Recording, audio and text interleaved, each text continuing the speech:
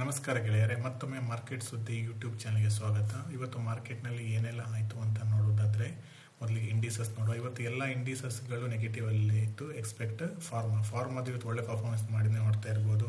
Nifty 50 ಆಗಿರ್ಬೋದು, Nifty bank ಆಗಿರ್ಬೋದು, ಅಥವಾ ಸೆನ್ಸೆಕ್ಸ್ ಆಗಿರ್ಬೋದು, ನಿಫ್ಟಿ ಮೆಟಲ್ ಆಗಿರ್ಬೋದು, ನಿಫ್ಟಿ ಆಟೋ ಮತ್ತು ನಿಫ್ಟಿ IT ಎಲ್ಲವೂ ಕೂಡ ಇವತ್ತು ನೆಗೆಟಿವ್ ಅಲ್ಲೇ ಕ್ಲೋಸ್ ಆಯಿತು.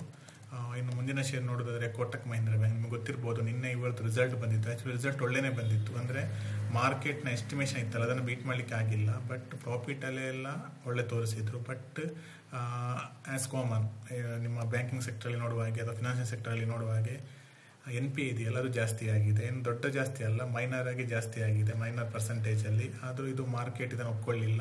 ಇವತ್ತಿದು 7% ಮೇಲೆ ಕೆಳಗೆ ಬಿತ್ತು. ನೀವು ನೋಡ್ತಾ ಇರ್ಬೋದು ರಿಸಲ್ಟಲ್ಲಿ ಕೂಡ ಒಂದು ಮಾರ್ಕೆಟ್ ಇದು ಎಸ್ಟಿಮೇಷನ್ ಇರುತ್ತೆ, ಇಷ್ಟು ಪ್ರಾಫಿಟ್ ಬರುತ್ತೆ ಅನ್ನೋದು. ಅಂದರೆ ರೆವಿನ್ಯೂ ಆಗಿರ್ಬೋದು, ಪ್ರಾಫಿಟ್ ಆಗಿರ್ಬೋದು, ಎರಡನ್ನೂ ಕೂಡ ಇದು ಕೋಟಕ್ ಮಹೀಂದ್ರ ಬ್ಯಾಂಕ್ ಮಿಸ್ ಮಾಡಿತ್ತು. ಸೊ ಇದರಿಂದಾಗಿ ಇದು 7% ಕೆಳಗೆ ಬಿತ್ತು ಇವತ್ತು.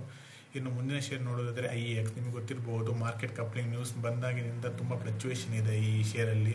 ಮೊನ್ನೆ ಒಂದು 12% ಇತ್ತು, ಅಂದರೆ ಫ್ರೈಡೆ 12% ಅಷ್ಟು ಮೇಲೋಗಿದೆ, 8 to 12%.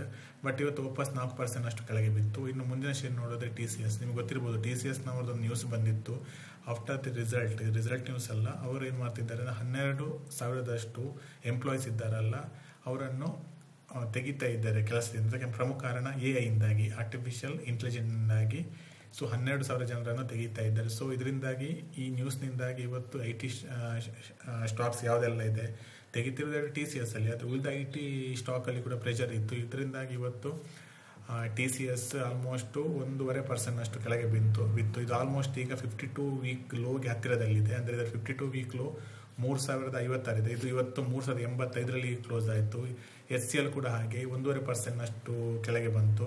ಹಾಗೆ ಇನ್ಫೋಸಿಸ್ ಆಗಿರ್ಬೋದು, ವಿಪ್ರೋ ಅಂತೂ 3.5% ಅಷ್ಟು ಕೆಳಗೆ ಬಂತು. ಇನ್ನು ಮುಂದಿನ ಶೇರ್ ನೋಡೋದಾದರೆ ವಿಜಯ ಡಯಾಗ್ನೋಸ್ಟಿಕ್ ಸೆಂಟರ್ ಲಿಮಿಟೆಡ್, ನಿಮಗೆ ಗೊತ್ತಿರ್ಬೋದು ಇವತ್ತು ರಿಸಲ್ಟ್ ಬಂದಿತ್ತು. ರಿಸಲ್ಟಲ್ಲಿ ಒಳ್ಳೆ ಪರ್ಫಾರ್ಮೆನ್ಸನ್ನೇ ತೋರಿಸಿದ್ರು.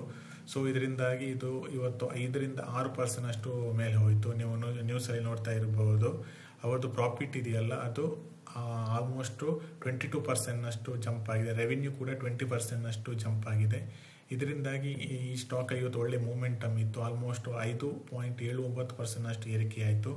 ಇನ್ನು ಮುಂದಿನ ಶೇರ್ ನೋಡುವುದಾದರೆ ಲವ್ರೂಸ್ ಲ್ಯಾಬ್ ಲಿಮಿಟೆಡ್ ಅಂತೇಳಿ, ಇದು ಕೂಡ ಹಾಗೆ ಇವತ್ತು 5.5% ಅಷ್ಟು ಮೇಲೆ. ಇದಕ್ಕೆ ಪ್ರಮುಖ ಒಳ್ಳೆ ರಿಸಲ್ಟನ್ನೇ ತೋರಿಸಿದ್ರು. ಆಲ್ಮೋಸ್ಟ್ 8% ಅಷ್ಟು ಒಂದು ಟೈಮಲ್ಲಿ ಮೇಲೆ ಹೋಗಿತ್ತು. ಇನ್ನು ಮುಂದಿನ ಶೇರ್ ನೋಡೋದಾದರೆ ಹೋಮ್ ಫಸ್ಟ್ ಫಿನಾನ್ಸ್ ಲಿಮಿಟೆಡ್ ಅಂತೇಳಿ, ನಿಮಗೆ ಗೊತ್ತಿರ್ಬೋದು ಇದ್ರು ಒಳ್ಳೆ ರಿಸಲ್ಟನ್ನು ತೋರಿಸಿದ್ರು. ಆಮೇಲೆ ಇದು ಒಂದು ಲಾಸ್ಟ್ 2 to 3 ಡೇಸ್ ಒಳ್ಳೆ ಪರ್ಫಾರ್ಮೆನ್ಸ್ನ ಕೊಟ್ಟಿತ್ತು.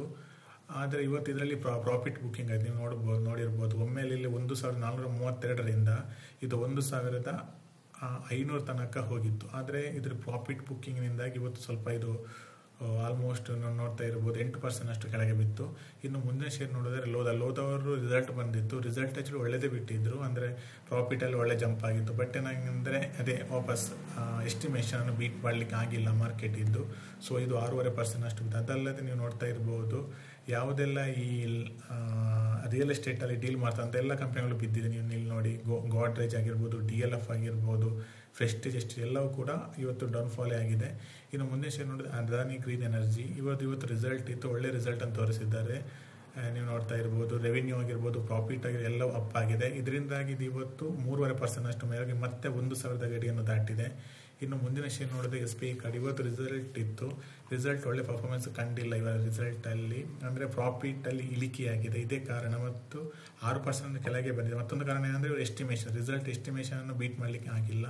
ಸೊ ಇದು 6% ಅಷ್ಟು ಕೆಳಗೆ ಬಿತ್ತು. ಇನ್ನು ಕೊನೆಯ ಶೇರ್ ನೋಡಿದ್ರೆ CDS ಅಲ್ಲಿ, ನಿಮಗೆ ಗೊತ್ತಿರ್ಬೋದು ಮೊನ್ನೆ ಇವತ್ತು ರಿಸಲ್ಟ್ ಬಂದಿತ್ತು. ರಿಸಲ್ಟಲ್ಲಿ ಪ್ರಾಫಿಟ್ ಡೌನ್ಫಾಲ್ ಆಗಿತ್ತು. ಅದಲ್ಲದೆ ನಿಮಗೆ ಗೊತ್ತಿರುವಾಗ NSTL IPO ಕೂಡ 30ಕ್ಕೆ ಓಪನ್ ಆಗ್ತಿದೆ. ಇದು NSTL ಅಂದರೆ ಬರೀ ಕಾಂಪಿಟೇಟರ್.